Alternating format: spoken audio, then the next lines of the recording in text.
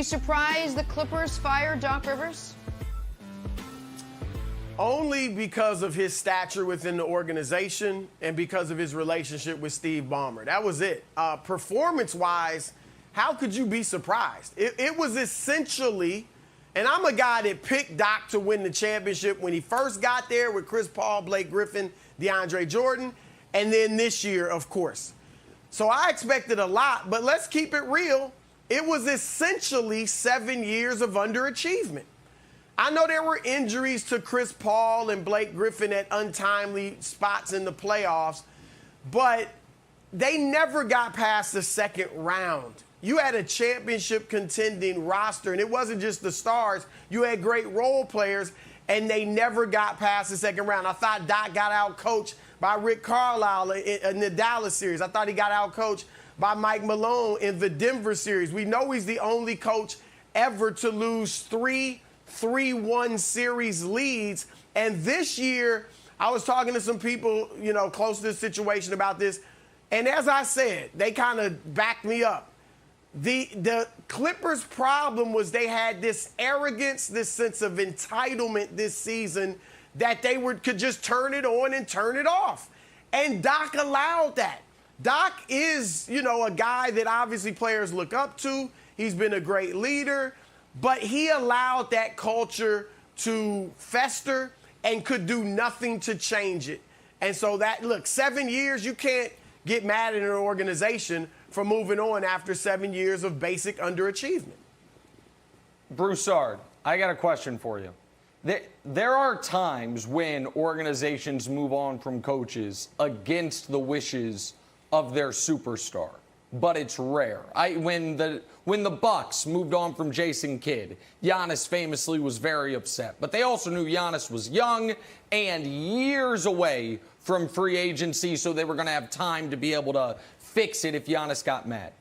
I haven't heard anything on this. Steph and Mark Jackson. Sure, that's a great example. But typically, they run these types of things by their star, and certainly if the star is a year from free agency.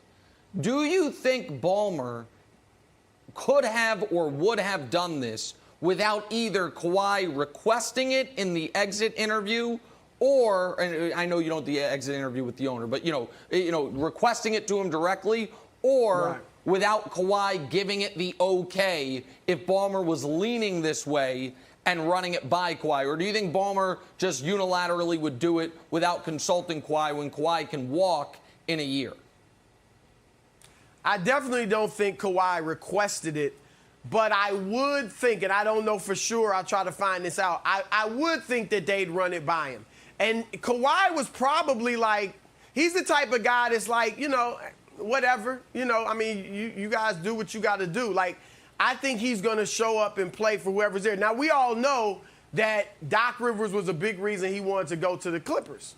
And he told Doc, I want to play for you. But he's been there for a year. And he saw that they just weren't as good as they should have been.